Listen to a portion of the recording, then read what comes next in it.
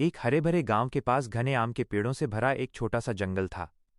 उसी जंगल में एक नन्हा सा बंदर रहता था, जिसका नाम था मोहन। मोहन बाकी बंदरों से थोड़ा अलग था। जहां दूसरे बंदर दिन भर उछल कूद करते, वहीं मोहन अक्सर पेड़ की ऊंची डाल पर बैठकर दूर गांव को देखा करता। मोहन के मन में हमेशा एक सवाल उठता, गांव के लोग कैसे रहते होंगे? क्या वे भी हमारी तरह परिवार के साथ खेलते होंगे? उसकी माँ उसे समझाती, बेटा, जंगल ही हमारा घर है, इंसानों के पास जाना ठीक नहीं। लेकिन मोहन बहुत जिज्ञासु था। मुसीबत की शुरुआत। एक साल बारिश बहुत कम हुई। जंगल में फल कम होने लगे, पेड़ सूखने लगे, बंदरों का झुंड भूखा रहने लगा। छोटे छोटे बच्चे रोते थे।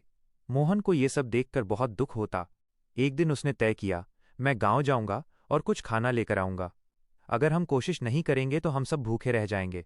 उसकी माँ डर गई, नहीं मोहन, वहां खतरा है। लेकिन मोहन ने साहस दिखाया। गांव में पहला कदम। सुबह सुबह मोहन चुपचाप गांव की ओर चल पड़ा। वह पेड़ों और दीवारों के सहारे आगे बढ़ता गया। गांव में लोग अपने काम में व्यस्त थे। अचानक उसकी नज़र एक किसान पर पड़ी, जो पेड़ के नीचे बैठा केले खा रहा था। मोहन पेड़ पर चढ़ गया और चुपचाप देखता रहा। किसान ने उसे देखा और मुस्कुराया। अरे छोटू, भूख लगी है क्या? किसान ने एक केला उसकी ओर बढ़ा दिया। मोहन पहले तो डरा, लेकिन किसान की आंखों में दया देखकर नीचे आया और केला ले लिया। पास खड़ा एक छोटा लड़का बोला, पिताजी, ये बंदर कितना प्यारा है। मोहन को पहली बार लगा कि सारे इंसान बुरे नहीं होते। अचानक आई परेशानी। मोहन केले लेकर जंगल की ओर लौट ही रहा था कि कुछ शरारती लड़कों ने उसे देख लिया।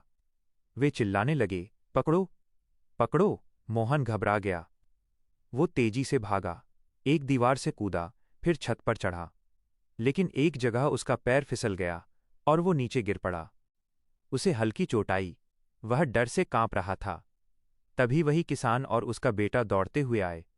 किसान ने लड़कों को डांटा, उसे परेशान मत करो, ये भी भगवान की बनाई एक जान है। लड़के चुप हो गए। किसान ने मोहन को धीरे से उठाया और थोड़ा पानी दिया।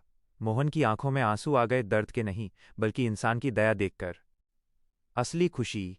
मोहन धीरे धीरे जंगल लौटा। उसके हाथ में कुछ केले थे। सब बंदर उसकी ओर दौड़े। मोहन आ गया। मोहन खाना लाया। उसने सबसे पहले छोटे बच्चों को केले दिए। फिर अपनी माँ के पास गया।